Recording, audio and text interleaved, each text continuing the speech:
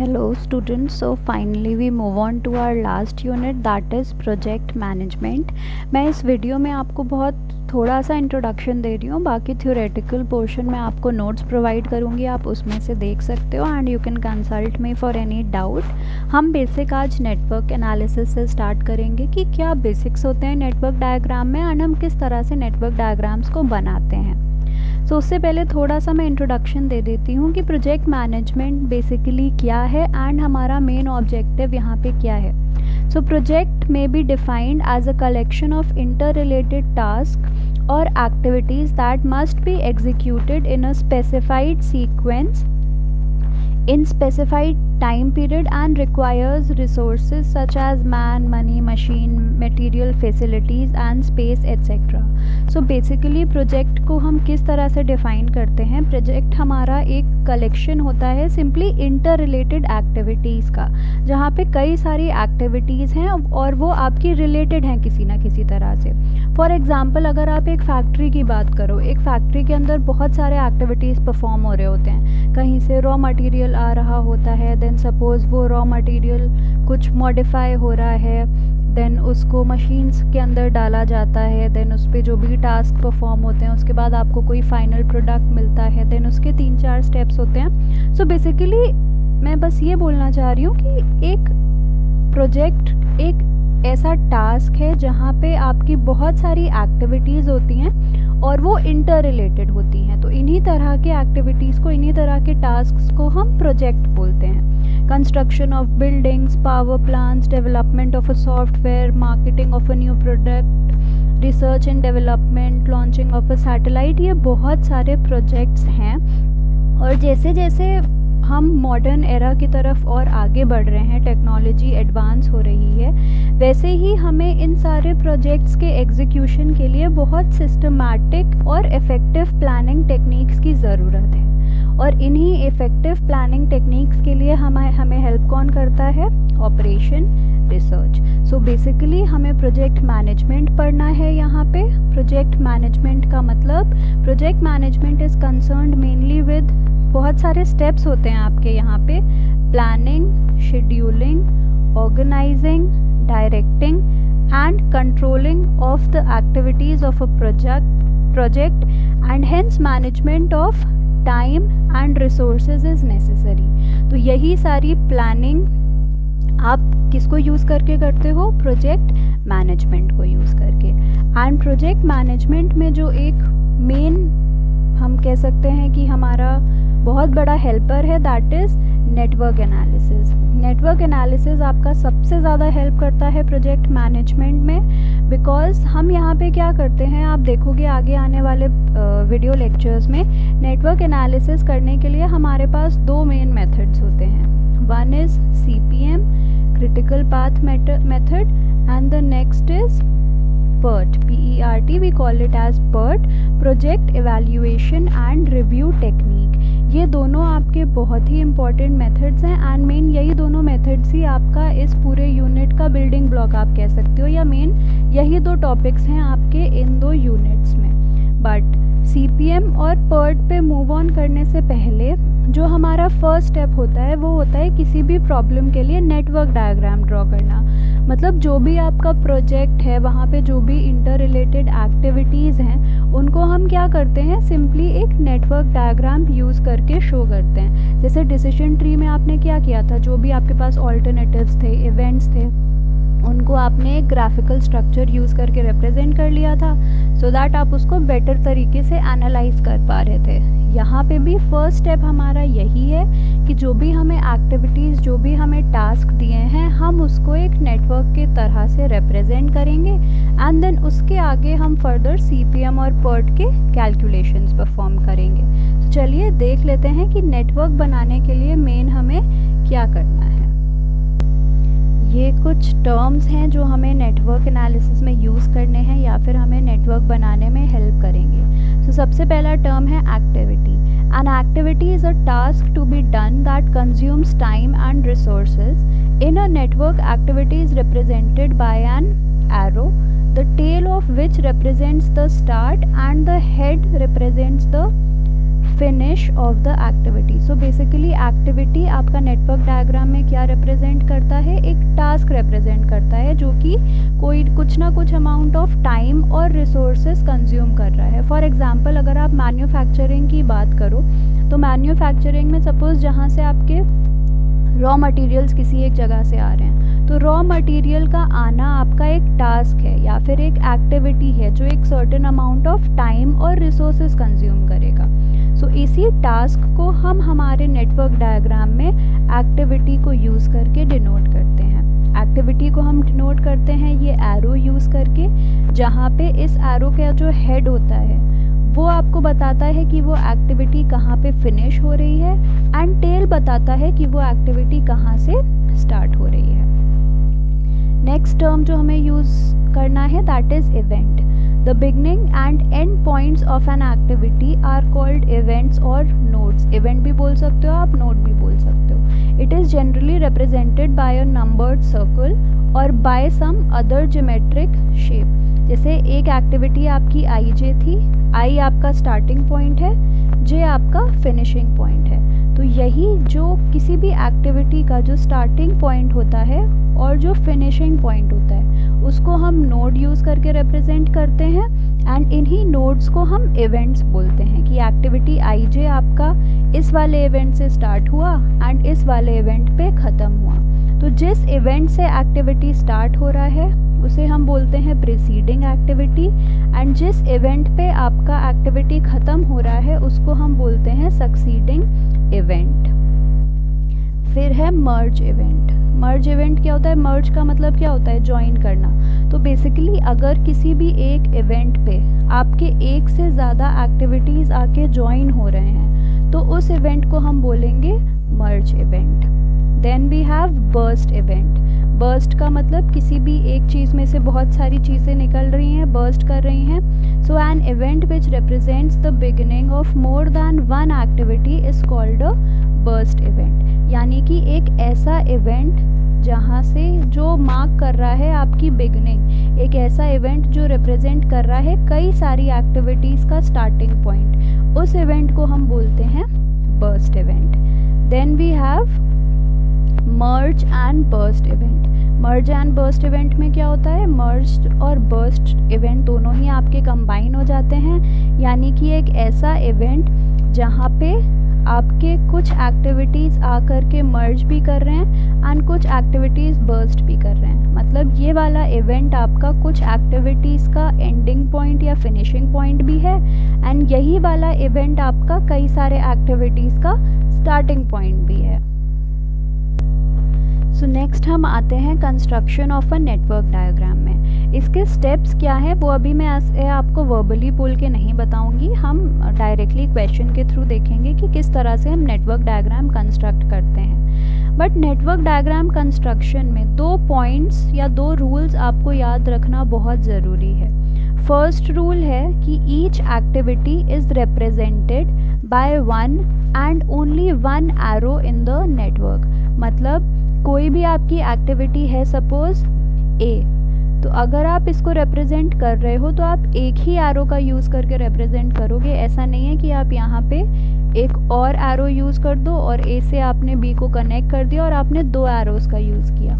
ऐसा हमें नहीं करना है, हमें सिर्फ और सिर्फ एक ही एरो का यूज़ करके हर एक्टिविटी को रिप्रेजेंट करना है। Second, no two activities can be identified by the same end event या फिर नोड। मतलब एक नोड अगर आपका है तो एक नोड से आप एक ही एक्टिविटी को आइडेंटिफाई करोगे, आप 2 एक्टिविटीज़ को नहीं आइडेंटिफाई कर सकते। तो ये रूल क्या बोलता है? No 2 activities can be identified by the same end events या फिर सेम एंड नोड्स।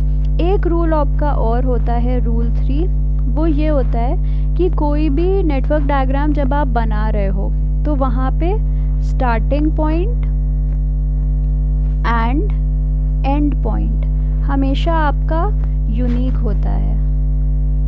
मतलब स्टार्टिंग आप एक कोई इवेंट से करोगे एंड एंड आप हमेशा कोई दूसरे इवेंट पे करोगे।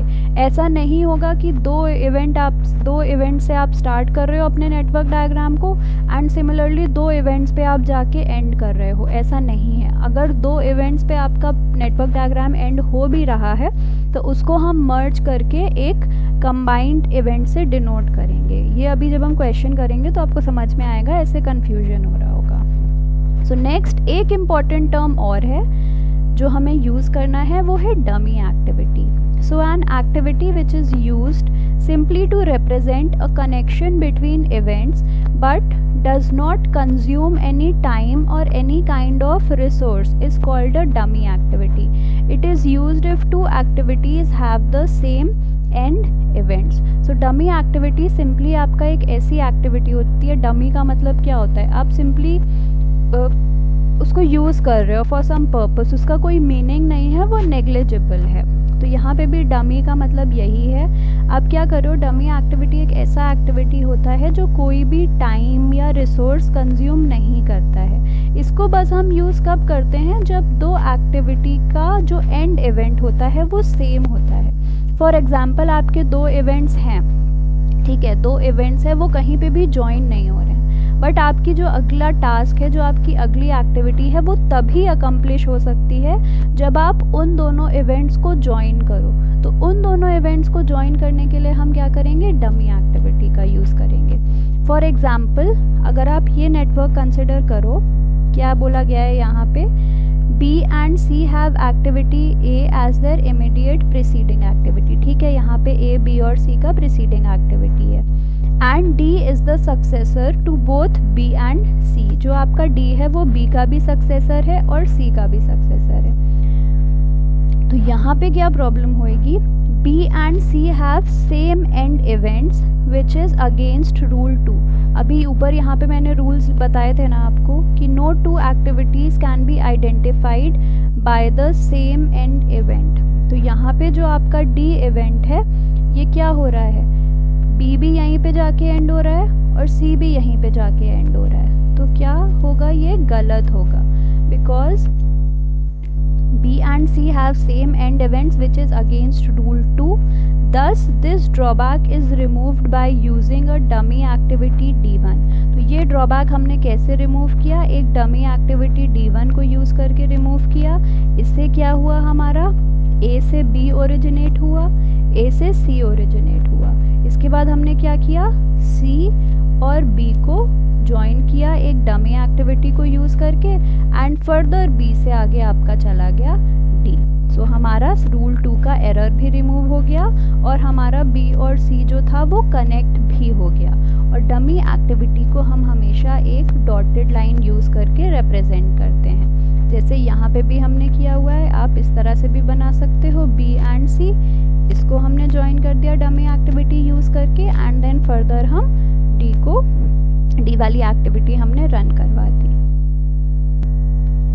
Okay, so network diagram start करने से पहले हमें 3 एरर्स के बारे में जानना है कि सपोज़ आपने नेटवर्क डायग्राम जो भी स्टेप्स हैं उनको यूज़ करके बना तो लिया, उसके बाद फाइनल डायग्राम बनाने से पहले आपको चेक करना पड़ता है कि जो आपने नेटवर्क बनाया है उसमें कोई एरर तो नहीं है। तो वो एरर चेक करने के लिए हम ये 3 रूल्स हैं हमारे पास, या ये 3 तरह के एरर्स हैं, हमें एक एक करके चेक करना होता है कि इन तीनों में से भी कोई एरर आपके नेटवर्क डायग्राम में ना हो रहा हो। सो फर्स्ट है लूपिंग और साइक्लिंग एरर। ये कब आता है, if some activities in a network form a loop then such error is called looping. Cycle का मतलब बेसिकली क्या होता है, अगर आप एक पॉइंट से स्टार्ट कर रहे हो आप वापस से वहीं पहुंच जा रहे हो, या फिर लूप का मतलब क्या होता है, आपने एक पॉइंट से स्टार्ट किया एंड आप टहल वहल के वापस से वहीं पहुंच गए। तो अगर आप ये नेटवर्क डायग्राम देखो, ए एक्टिविटी के बाद बी हुआ, इस इवेंट नोड से आपका बी स्टार्ट हुआ, यहाँ पर ख़त्म हुआ, उसके बाद यहाँ से सी गया, सी से डी गया एंड डी से वापस वो बी पे आ गया। यानी कि ये नेटवर्क डायग्राम में अगर आप ये पाथ लेते हो तो आपके पास 2 ऑप्शंस हैं, या तो आप ये पाथ से स्ट्रेट चले गए ई के अलोंग, या फिर सपोज़ अगर आपने बी से ये लेफ़्ट वाला पाथ ले लिया तो आप वापस से बार बार यहीं आते रहोगे और आप आगे नहीं बढ़ पाओगे। तो इस टाइप के एरर को हम बोलते हैं लूपिंग एरर, और इसको हमें रिमूव करना होता है। सेकेंड है हमारा डैंगिंग एरर। डैंगिंग एरर में क्या होता है, if in a network some activity other than the final activity do not have any successor activity, then it is called dangling error in the network. To avoid this we introduce a dummy activity. In simple words, dangling error कब होता है, जब suppose आपका पूरा का पूरा network diagram अभी ख़त्म नहीं हुए हैं, आपके एक्टिविटीज़ ख़त्म नहीं हुए हैं, आप अभी तक पाथ बना नहीं पाए हो, एंड क्या हुआ, कनेक्शन आपका छूट गया कोई एक एक्टिविटी से। सो ऐसे एरर को हम बोलते हैं डैंगिंग एरर। फॉर एग्जांपल ये नेटवर्क डायग्राम आप देखो, यहाँ पे क्या है, ये वाला इवेंट आपका एंडिंग इवेंट है, बट अगर आप देखो ये वाला जो इवेंट है ये भी आपका एंड इवेंट दिख रहा है, क्योंकि यहाँ से अब हमारा कोई भी एरो निकल करके नहीं जा रहा है। या फिर हम बोल सकते हैं कि अभी आपका डायग्राम कंप्लीट ही नहीं है, बिकॉज आपके पास 2 एंड पॉइंट्स हैं, और कभी भी किसी भी नेटवर्क डायग्राम में हमारे पास 2 एंड पॉइंट्स नहीं हो सकते। तो इसको रिमूव करने के लिए हम क्या करेंगे, डमी एक्टिविटी को यूज़ करेंगे, सो दैट ये वाला जो आपका इवेंट है वो वापस से हमारे नेटवर्क डायग्राम वाले एक्टिविटीज़ से कनेक्ट हो जाए। सो हमने क्या किया, इस इवेंट से लेकर के हमने एक डॉटेड लाइन बना के डमी एक्टिविटी को इंट्रोड्यूस किया, एंड इसको इसी वाली इवेंट से कनेक्ट करवा दिया जहाँ पे आपका एफ और जी आके मर्ज हो रहा है। सो ये था हमारा dangling error. Third type of error is redundancy error। ये कब होता है, if in a network diagram dummy activity is the only activity emanating from an event, then it is called redundancy error. This redundant dummy activity can be eliminated and the network can be redrawn having no redundancy error. So कई बार क्या होता है कि जब हम network diagram बनाते हैं, हम एक्टिविटीज़ देखते जाते हैं और हम देखते हैं कि हाँ भाई चलो यहाँ पे कोई कनेक्शन नहीं है, तो इसको हम डमी एक्टिविटी यूज़ करके कनेक्ट कर देते हैं। तो ऐसे कई बार क्या होता है कि हमारे पास डमी एक्टिविटीज़ बहुत ज़्यादा हो जाती हैं, जितनों की हमें ज़रूरत भी नहीं होती। और अगर आप प्रॉपरली अपने डायग्राम को एनालाइज करोगे तो आपको दिख जाएगा कि यहाँ पे अगर हम इतने सारे डमी एक्टिविटीज़ का यूज़ ना भी करें तो भी हमारा काम चल सकता है बहुत आराम से। सो इसी टाइप के एरर्स को हम बोलते हैं रिडंडेंसी एरर। फॉर एग्जांपल यहाँ पे अगर आप देखो, आपने क्या किया हुआ है, ये एक आपका मर्ज इवेंट है जहाँ पे सी एक्टिविटीज़ और डी एक्टिविटीज़ मर्ज कर रहे हैं, एंड ये आपका एक और इवेंट है जहाँ से ई वाली एक्टिविटी आपकी बर्स्ट कर रही है। सो यहाँ पे इस इवेंट और इस इवेंट के बीच में कोई कनेक्शन नहीं था, इसको कनेक्ट करने के लिए आपने डमी एक्टिविटी का यूज़ किया था।